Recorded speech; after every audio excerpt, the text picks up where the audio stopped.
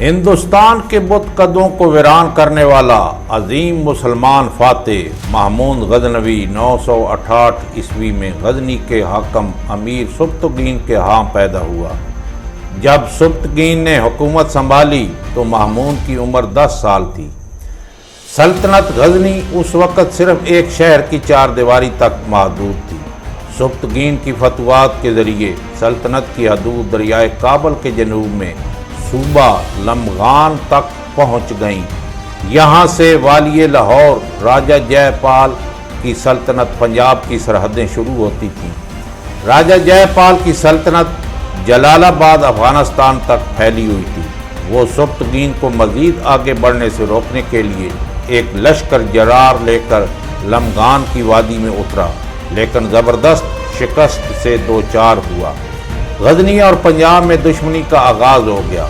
20 سال حکومت کرنے کے بعد سبکتگین نے 998 عیسوی میں بلخ کے مقام پر وفات پائی۔ اس کی وصیت کے مطابق محمود کے بھائی اسماعیل کو جانشین بنایا گیا۔ محمود اور تیسرا بھائی نصر غزنی سے دور تھے۔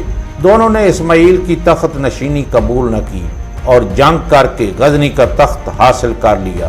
محمود غزنوی 999 عیسوی میں جب غزنی کے تخت پر بیٹھا تو اس کی عمر 30 سال تھی۔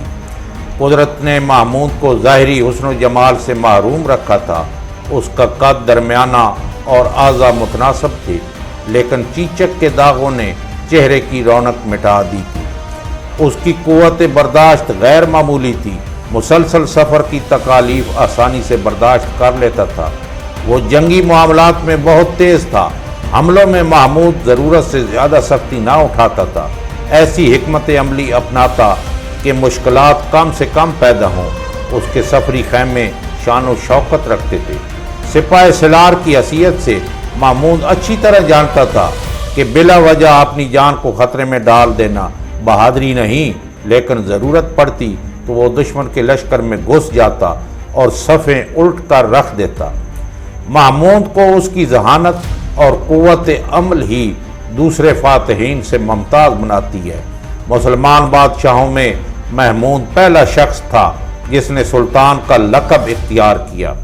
999 عیسوی کے آخر میں خلیفہ بغداد نے اسے خلعت اور یمین الدولت کا خطاب عطا کیا۔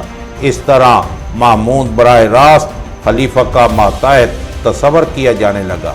اس نے ہندوؤں کے خلاف ہر سال جہاد کرنے اور ہندوستان کے بت قدوں میں اسلام کی روشنی پہنچانے کا عہد کیا۔ اگرچہ آئندہ 30 سال کے دوران وہ ہندوستان پر صرف 17 بار حملہ آور ہوا، لیکن واقعات نے ثابت کیا کہ عہد کرتے ہوئے محمود کی جو نیت تھی اس نے اس کا پاس ضرور کیا۔ سومناتھ کا مندر ہندوؤں کے لیے انتہائی متبرک اور مقدس تھا۔ 1000 برہمن وہاں دن رات پوجا پاٹ میں مصروف رہتے۔ 10,000 گاؤں اس کے لیے وقف تھے۔ مندر میں 100 من وزنی سونے کی زنجیر تھی جس میں گھنٹیاں آویزاں تھیں۔ سومناتھ کا بت جس حجرے میں تھا وہاں روشنی کا گزر نہ تھا۔ قندیلوں میں جواہر و الماس جڑے ہوئے تھے اور ان کی جگمگاہٹ سے روشنی ہوتی تھی۔ محمود کی شہرت کو سومناتھ پہ حملے نے 4 چاند لگا دیے۔ یہ مہم اس کی فوجی قابلیت اور ذہانت کا بہترین کارنامہ تھا۔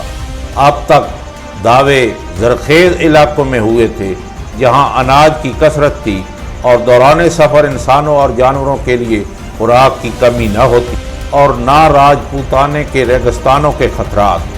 وسط رمضان میں وہ ملتان میں وارد ہوا۔ وہاں پہنچ کر اس نے راجپوتانے کے ریگستانوں سے گزرنے کی تیاریاں کی۔ لشکریوں کو حکم دیا کہ ہر شخص کئی دن کا کھانا اور پانی اپنے ساتھ رکھے۔ 30,000 اونٹوں پر سامان رسد لادا گیا۔ اس اہتمام کے ساتھ سلطان نے اجمیر کا رخ کیا۔ وہاں کا راجہ پہلے ہی سے جان بچا کر بھاگ گیا۔ محمود کے راستے میں جتنے بھی قلعے اور شہر ملے وہاں یہی واقعہ پیش آیا۔ محمود کی ہیبت ہر طرف چھائی ہوئی تھی۔ گجرات کے پایا تخت انہل واڑہ کو بھی کسی نے بچانے کی کوشش نہ کی۔ محمود نے شہر سے ضرورت کا سامان لیا اور دریا کے کنارے چلتا ہوا جنوری کے دوسرے ہفتے میں سومناتھ پہنچ گیا۔ قلعہ سومناتھ کی برجیاں آسمان سے باتیں کرتی تھیں اور مضبوط قلعہ ناقابل تسخیر دکھائی دیتا تھا۔ ہندو محمود کی فوج کو دیکھنے کے لیے فصیل پر چڑھ گئے اور چیخ چیخ کر مسلمانوں سے کہنے لگے، سومناتھ دیوتا تمہیں اس لیے یہاں لایا ہے کہ جو جو مندر تم نے توڑے ہیں ان کی پاداش میں تمہیں نیست و نابود کر دے۔ جمعہ کے روز جنگ کا آغاز ہوا۔ غزنوی سپاہ نے فصیل پر سیڑھیاں لگا کر چڑھنا چاہا، ہندو انہیں گراتے رہے۔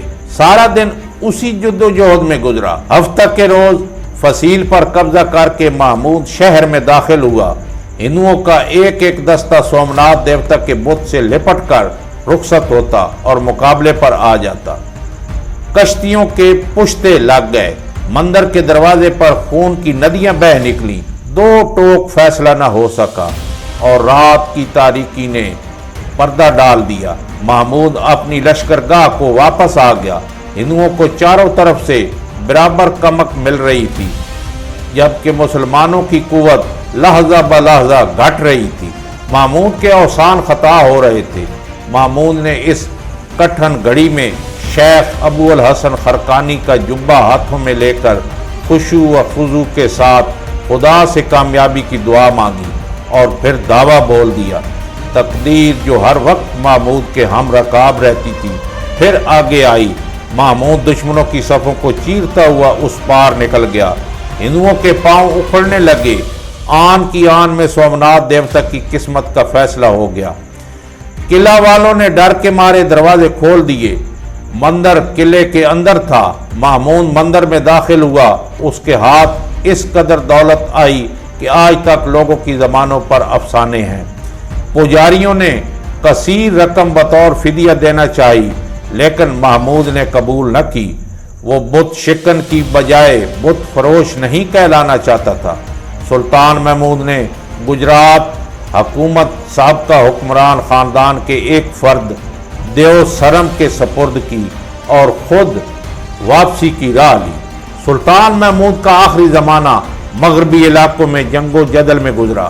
30 اپریل 1030 عیسوی کو 40 سال کی لگاتار مہموں کے بعد وہ 63 برس کی عمر میں وفات پا گیا۔ سلطان محمود ایک نفیس اور مہذب انسان تھا۔ سلطان محمود مذہبی جنونی نہیں بلکہ رواداری کا پیکر تھا۔